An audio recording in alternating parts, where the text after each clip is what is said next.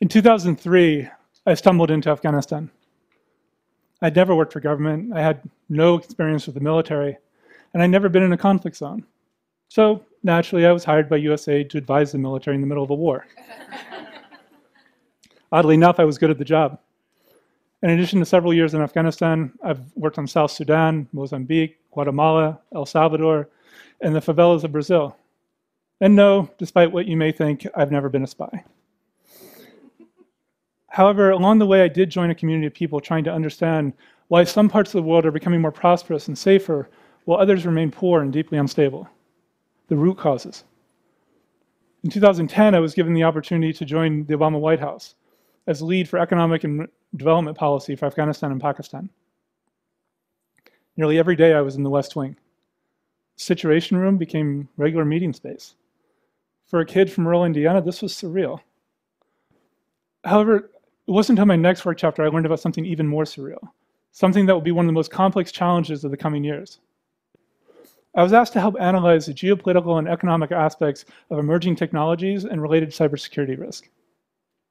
As I learned about artificial intelligence, blockchain, robotics, and other new technologies, I was also introduced to exotic-sounding zero-day and DDoS attacks, spear phishing, and ransomware.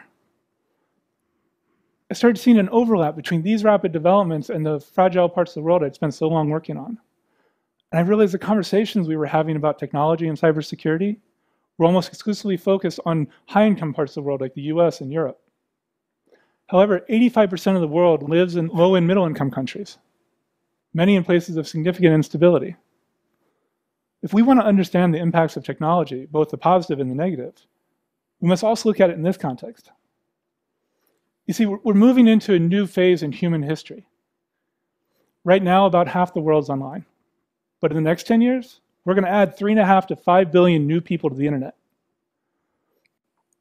For the first time ever, nearly everyone will be able to instantaneously connect to one another and to information from around the world.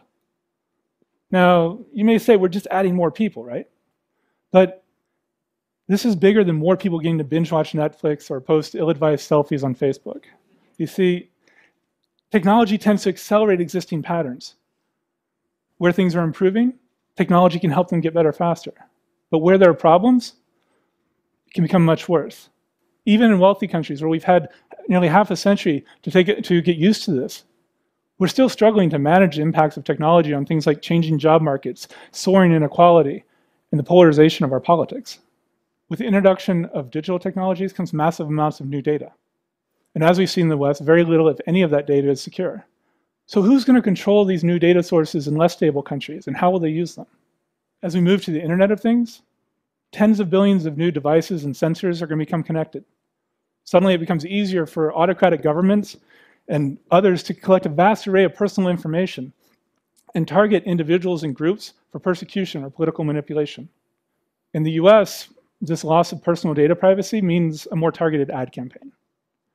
But in some other parts of the world, it can put you in prison or get you killed. To give you just one example, it's now possible for facial recognition software to accurately predict your sexuality. How might this be used in countries where homosexuality is illegal?